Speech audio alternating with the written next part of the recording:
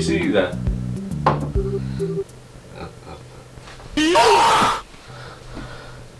Hi. Listen, when you think of horror, what do you think of? Scary, frightening, furry. No, I don't think that's it. No. Just no. However, in the case of Five Nights at Freddy's, I think that's pretty obvious. I mean, everybody who likes the game is a furry. Except for me. It's not a freak. Five Nights at Freddy's is a video game franchise created by Scott Pilgrim. It was originally released on 8th of August 2014, the day when indie horror game genre changed forever, for good or for worse. What the hell? So today, I want to be taking a look back at the first game of the franchise, Five Fingers on My Arm.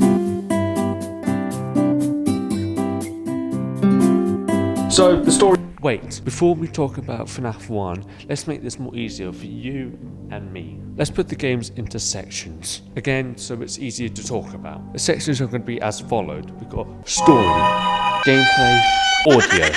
I think that was pretty good. Now on to FNAF 1. So the story is simple. For the first 4 games, after that it went downhill from there. In the game, you play as Mike Schmidt, aka Mike Tyson. But most people call him Michael Afton. And in the game, you work at Freddy Fazbear's Pizza as a security guard during the night shift from 12 AM to 6 AM. While you work there, the animatronics are coming for you. You could say you have to try and survive Five Nights at Freddy.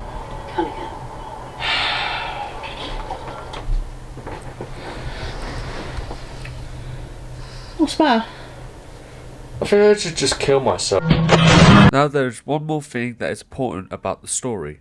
The phone calls. Most nights you will get a phone call from a man called Phone Guy. Very original. He mostly talks about the company, rumours and stuff like that.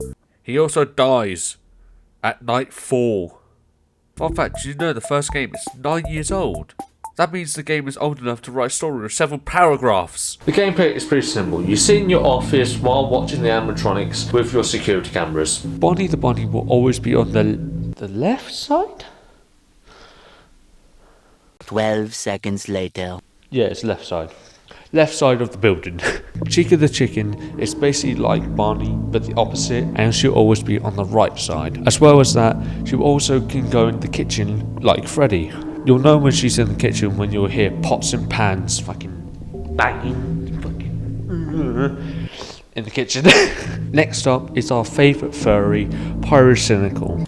And then, oh fuck! Foxy the Pirate Fox is basically like Barney, always been on the left side of the building. However, he was too special to go on the main stage, so they put him in the corner called Pirate's Cove. When Foxy comes out of the closet, cove, he will start running in the left hallway, coming for your ass.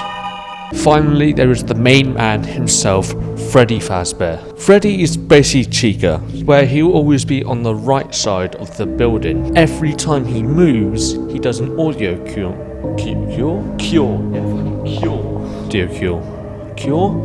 How do you say it? Hold on, need this research. Hold on. Sure, audio cure. He can also move into the kitchen just like Chica. However, instead of banging pots and pans on the fucking skulls, instead he plays his theme song. Why did I say theme song? I sound like a fucking FNAF fan. His music box. That's what I meant. And also, he's the only animatronic who can kill you when the power is out. When he gets to the door, his eyes and his mouth will start glowing, flickering mostly. And also, he will start playing a music box version of the Tour de March.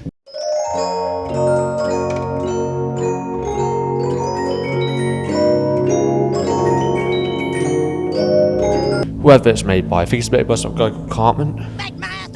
Screw you guys, I'm going home. And that's pretty much everybody. Oh yeah, forgot about this guy as well. Golden Freddy is the most mysterious out of all of them, because he's more like a secret than actual animatronic. But this is the gameplay, and he is technically part of it, so we have to count him, I guess. Golden Freddy will randomly come into your office if you see his face on a poster next to your office. in the cameras, not in the actual office. He will also appear if you put in 1987 in the custom night. Which also, custom night. Nearly every game has them, but FNAF 1 was the first, so we need to talk about it. The custom night is one of the more interesting parts, where you can basically pick a level of what the animatronics are. The level of difficulty the animatronics can be at is 0, or the highest could be 20, which is also how the last night ends, where you have to do the custom night. At the time, no one knew that you could actually beat it. Even Scott didn't think anyone could beat it. But throughout the years, everybody's finding different ways to beat it. And that's where we are today. Okay. Wait! I almost forgot about something. One specific detail about the game, as well as the games in general.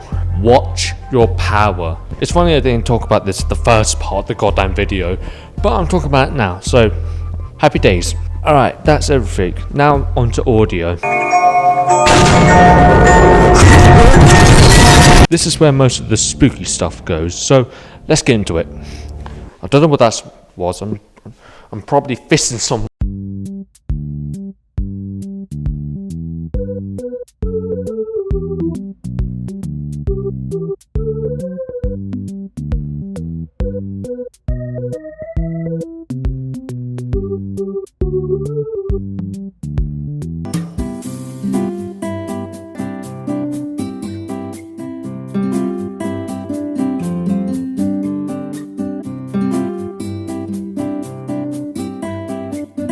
I don't know what the hell that was.